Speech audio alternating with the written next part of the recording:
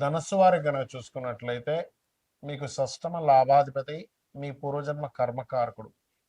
ఎలా అయితే కర్కాటకానికి కర్మకారకుడు అవుతాడో పూర్వజన్మ కర్మకారకుడు అవుతాడో అలాగే ధనస్సు కూడా పూర్వజన్మ కర్మకారకుడు శుక్రుడు.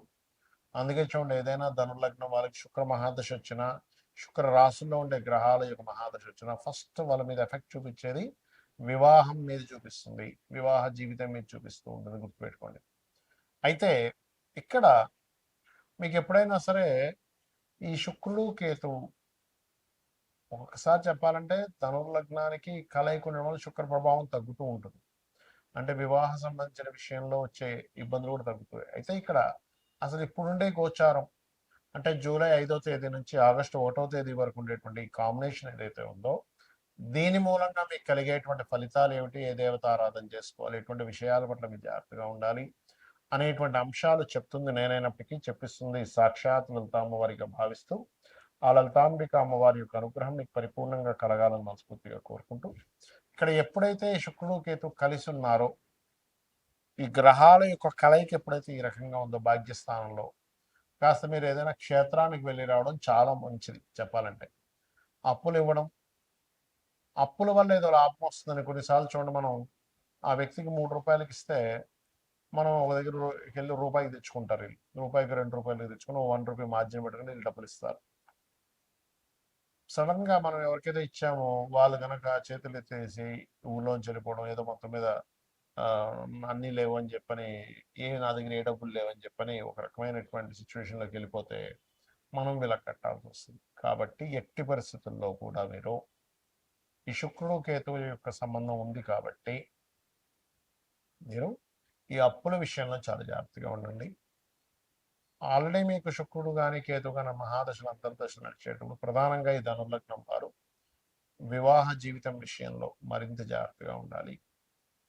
లాంగ్ జర్నీస్ చేసేటప్పుడు ఏదైనా మీరు ధనాన్ని పట్టుకొని వెళ్తూ ఆ యొక్క జర్నీస్లో ఉండేటప్పుడు చాలా జాగ్రత్తగా ఆభరణాలు ధరించే విషయంలో కానీ ఈ విషయంలో, మరియు బ్యాంక్ ట్రాన్స్ఫర్ చేసేటప్పుడు ఎవరికైనా మనం మనీని ట్రాన్స్ఫర్ చేస్తూ ఉంటాం, ఒక్కొక్కసారి నెంబర్ తప్పు పోవటము, ఇవాళ రేపు పేటిఎం గూగుల్ పేలో నెంబర్ తప్పు పెట్టేసి ఒక్కోసారి వెళ్ళిపోతూ ఉంటాయి. తర్వాత మళ్ళీ వాళ్ళకి ఫోన్ చేసి ఏమంటే మేము తప్పు అయిపోయింది అనుకోకుండా వెళ్ళా, ఇట్లాంటివన్నీ జరుగుతూ ఉంటాయి. అదేవిధంగా తండ్రి గారి ఆరోగ్య విషయం పట్ల కూడా మీరు జాగ్రత్తగా ఉండాలి. దీనికి మరి పరిహారం ఏమిటి అంటే శుక్రుడు కేతు గ్రహాల దగ్గర దీపారాధన, గోవుకి గ్రాసము తీపి చపాతీలు తినిపించడము, రావి చెట్టు చుట్టూ ప్రదక్షిణం చేయడము, అక్కడ ఉండే సర్ప ప్రతిష్ఠ చేసిన వాటికి పసుపు కుంకుమ గంధం కలిపిన వాటిని వేయడం చేయండి, అన్ని విధాలా బాగుంటుంది. ఈ శుక్రకేతువుల యొక్క కలయిక కనుక మీ జన్మజాతకంలో ఎక్కడుంటే అలాంటి ఫలితాలు ఉంటాయనేటువంటిది ఉంటుంది. అయితే ఇక్కడ మీరు అర్థం చేసుకోవాల్సింది ఏంటంటే పాయింట్ నెంబర్ 1, శుక్రుడు కేతు క్లోజ్ కంజంక్షన్ లో ఉన్నారా దూరంగా ఉన్నారా అంటే ప్రతి రాశికి 1 నుంచి 30 డిగ్రీలు ఉంటాయి. ఇది ఎక్కడో 30 డిగ్రీల్లో, ఇది ఎక్కడో 1 డిగ్రీలో ఉంటే దాన్ని కంజంక్షన్ అన్నారు. పెట్టుకోండి, దాన్ని మీరు కంజంక్షన్ గా తీసుకోవడం లేదు. కనీసం 10 డిగ్రీల లోపలైనా ఉండాలి, లేకపోతే ఒకే ఏక నక్షత్రంలో ఉండాలి. అంటే అలాగా మీకు అశ్విని నక్షత్రం ఉంది ఉదాహరణకి, 13.20 డిగ్రీల అశ్వినికి ఒకే నక్షత్రంలో ఉన్నా కొంత ఎఫెక్ట్ ఉంటుంది. కానీ మీకు డిఫరెంట్ నక్షత్రాల్లో ఉన్నప్పుడు దాని ప్రభావం తగ్గుతుంది, ఇది గుర్తుపెట్టుకోండి. రైట్. అయితే ఇక్కడ మీకు ఎప్పుడైనా సరే శుక్రకేతులు ఉంది అనగానే వెంటనే వాళ్ళ ధనహీనత వస్తుంది, లేకపోతే వెంటనే వాళ్ళకి వివాహం అవ్వదు, స్పర్మ్ కౌంట్ తక్కువ ఉంటుంది, లేకపోతే స్త్రీలతో గొడవలు అవుతాయి, ఇలా వెంటనే డెసిషన్ తీసుకోకూడదు. ఎందుకు అంటే మీకు శుక్ర మహాదశ కానీ కేతువు యొక్క మహాదశ కానీ జీవితంలో రానప్పుడు, లేనప్పుడు ఆ యొక్క నెగిటివ్ ఫలితాలు రావు, గుర్తుపెట్టుకోండి. ఎప్పుడు జరుగుతుంది అంటే మీరు ఉదాహరణకి అశ్విని భరణి దాటేశారు అంటే కృత్తిక నుంచి స్టార్ట్ అవుతాయి నక్షత్రాలు, మళ్ళీ ఆ నక్షత్రాల్లో పుట్టిన, లేకపోతే మకా పుబ్బ కాకుండా, లేకపోతే మూల పూర్వాషాఢ కాకుండా పుడితే అప్పుడు మీకు అది ఆ దశలు రావాల్సింది. ఎప్పుడో 90 ఏళ్ళకి వస్తుంది. అప్పుడు 90 ఏళ్ళకి 100 ఏళ్ళకి వచ్చేటువంటి ఆ యొక్క మహాదశ వల్ల మీకు పెద్దగా ఎఫెక్ట్ అనేటువంటిది ఉండదు, గుర్తుపెట్టుకోండి. కాబట్టి ఈ యొక్క విషయం చూసుకోవాలి. సరే, క్లోజ్ కంజంక్షన్లో ఉందండి, మాకు ఆ మహాదశలు కూడా వచ్చాయి, ఏమిటి పరిస్థితి? ఇక్కడ మీకు లగ్నం నుంచి 12 భావాల్లో క్లోజ్ కంజంక్షన్లో ఉంటే ఈ ఫలితం వస్తుంది. ఆ మహాదశ అంతర్దశలు వస్తాయి. లగ్నంలోనే ఉందనుకోండి, అప్పుడు మనిషి ఒక తెలియని ఒక విరక్తి భావంలో అతని లైఫ్ వెళ్తూ ఉంటుంది. అంటే ఏమిటి, పెద్దగా దేని మీద ఇంట్రెస్ట్ లేకపోవడం. ఎందుకంటే శుక్రుడు అంటే భోగాలు, కేతు అంటే కటింగ్.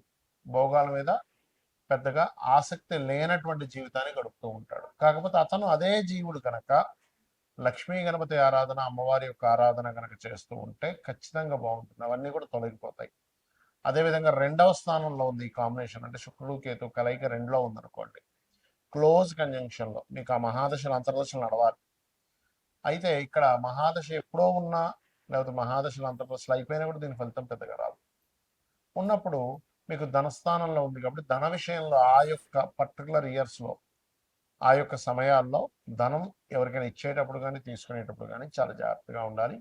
కుటుంబ సభ్యులలో స్త్రీలతో కొద్దిగా జాగ్రత్తగా వహించాలంటే వాళ్ళతో మాట్లాడేటప్పుడు కానీ ఏదైనా సరే కాస్త ఈ యొక్క విషయాల పట్ల జాగ్రత్త వహించాలి.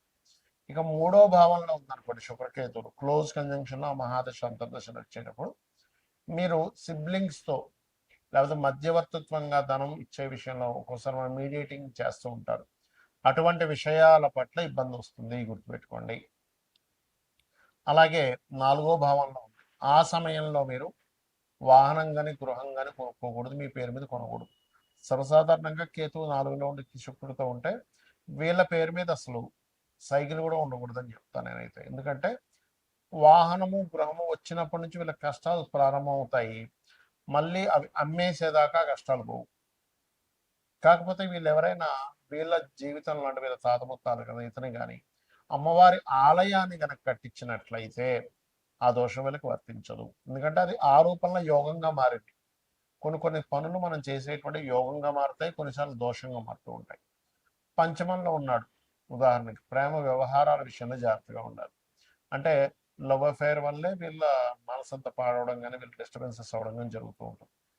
షష్టమంలో ఉన్నాడు అనుకోండి, శత్రువు స్త్రీ మూలకంగా శత్రుత్వం ఏర్పడుతూ ఉంటుంది. సర్వసాధారణంగా శుక్రుడు 6లో ఉన్నా స్త్రీ మూలకంగా శత్రువు ఏర్పడుతూ ఉంటుంది. కాకపోతే కేతువుతో ఉన్నప్పుడు మరింత ఎక్కువ ప్రభావం చూపిస్తూ ఉంటుంది. దీన్ని ఒక రకమైన సర్పదోషం కూడా అంటూ ఉంటారు. దీనికి మీరు మన రావి చెట్టు కింద ఉండేటువంటి శుక్రకేతు గ్రహాల దగ్గర, అంటే శుక్రకేతు గ్రహాల దగ్గర దీపారాధన, రావి చెట్టు కింద ఉండేటువంటి సర్పాలకి పసుపు కుంకుమ గంధం కలిపిన వాటర్ని కలిపి వేయడం కూడా మంచిది. ఇక సప్తమంలో ఉంది, వివాహం వ్యవహారాల విషయంలో ఇబ్బందులు వస్తాయి, దూరంగా ఉండడం. సమ్ టైమ్స్ ఒక్కోసారి ఏమవుతుందంటే సప్తమాధిపతి బాగున్నాడు అనుకోండి, అప్పుడు దూరంగా ఉండడం, ఈయన ఏదో విదేశాలు వెళ్ళడం, లేదా ఆ అమ్మాయికి ఏదో విదేశీ ఛాన్సెస్ రావడం, ఇలా ఎడబాటు ఉంటుంది. అష్టమంలో అనుకున్నట్లయితే శుక్రకేతువులు తాతగారి ఆస్తి విషయంలో ఇబ్బందులు ఉంటాయి. తాతగారి ఆస్తి వీళ్ళు తీసుకోకూడదు. భాగ్యంలో ఉంటే తండ్రి గారు మంచి భక్తి మార్గంలో వెళ్ళడం జరుగుతూ ఉంటుంది, లేదా తండ్రి గారితో అప్పుడప్పుడు ఎడబాటు ఉండడం జరుగుతుంది, లేదా తండ్రి గారికి కొన్ని మ్యాటల్ ఇష్యూస్ జరిగి ఉంటాయి, ఇలాంటివి జరుగుతూ ఉంటాయి. దశమంలో ఉంటే చేసే ఉద్యోగంలోనే ఏదైనా శ్రీమూర్తితో ఇబ్బంది రావడము, ఏకాదశంలో ఉంటే కొంత ఫ్యాషన్ రిలేటెడ్ సంబంధించిన వ్యాపారాల వల్ల ఇబ్బంది రావడము, 12వ స్థానంలో ఉంటే తండ్రి గారి ఆస్తి తీసుకోకూడదు. ఇక్కడ అష్టమంలో ఉంటే తాతగారి ఆస్తి, 12లో ఉంటే తండ్రి గారి ఆస్తి విషయంలో దోషం ఉండడం, లేదా ఆగ్నేయ దోషాలు ఉండడం. సర్వసాధారణంగా వాస్తుపరంగా కూడా చూసుకుంటే ఆగ్నేయ సంబంధించిన దోషాలు ఉంటాయి. అయితే ఇది ఎవరికైనా కూడా ఈ కలయిక ఉన్నప్పుడు శుక్రకేతు గ్రహాల దగ్గర దీపారాధన చేయడము, లక్ష్మీ గణపతి ఆరాధన చేయడము చేసినట్లయితే ఖచ్చితంగా ఆ యొక్క దోషం అనేటువంటిది పరిపూర్ణంగా తగ్గుతుంది.